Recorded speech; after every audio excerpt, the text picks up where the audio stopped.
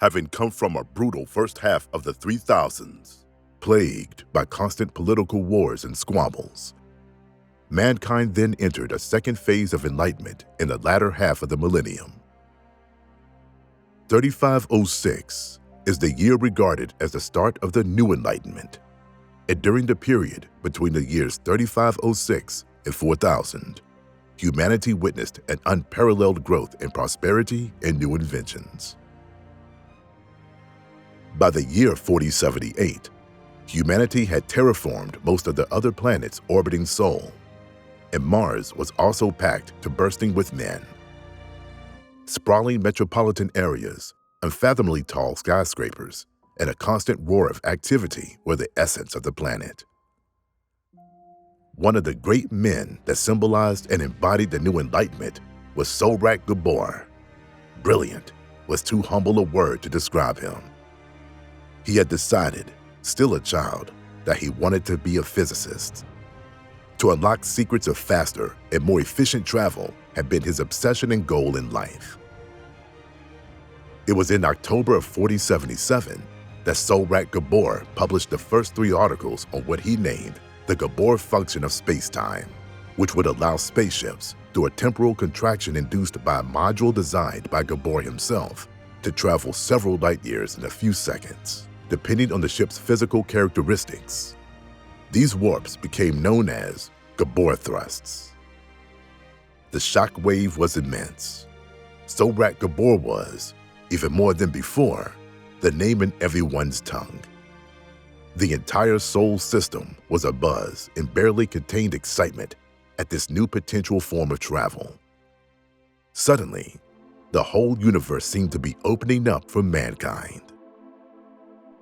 Companies rushed to finance the research and production of the module, wanting to get close to the wealth of opportunities that it promised to bring. Brave souls filled with wanderlust planned their trips to far-off Earth-like planets, long ago discovered, but too far to be reached. For the next 10,000 years, mankind spread steadily across the Milky Way. Advances in atmospheric conditioning led to an exponential growth in human settlement of newly found worlds, which could now be transformed and populated much faster.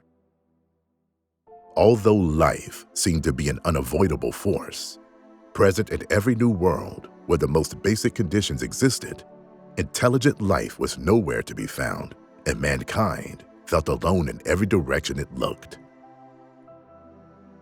But one day, a gigantic artificial artifact was found in space, orbiting a light blue G-type star, 9 light minutes away from its core.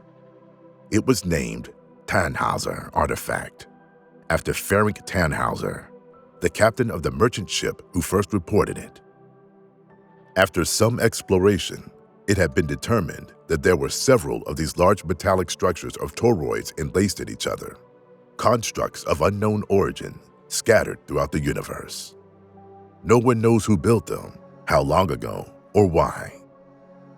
An inter-system joint scientific mission was financed and put together to study the artifact, a difficult task because any object approaching it would disappear. Only a few years later, its purpose was discovered, when disappeared objects and ships started to be found millions of light years away. Soon after, the scientific community established a cause-effect relationship between these objects and their interaction with the Tannhäuser artifact, later renamed Tannhäuser Gate, and discovered that any object approaching the gate at a certain course and speed would be almost instantaneously sent to another point in the universe, in some instances, even being transported in time. Unfortunately, the formula to predict the destination of anything entering the gates is still elusive and remains undiscovered. But new routes are constantly added to the Galactic Wiki as adventurers explore them and register their data. Many military groups, encouraged by confidence in their enhanced equipment, have also tried to explore the functionality of these gates. One particularly well-documented occasion is that of the encounter between a group of Lemurian renegades and the Fielsen Union, both having been transported in time to the same date, the year 3415, in the same location, Mars. More precisely, the city of Scalabria. A large number of unknown attempts to use them, estimated to be in the tens of thousands, are performed by daring individuals who many times are never seen again.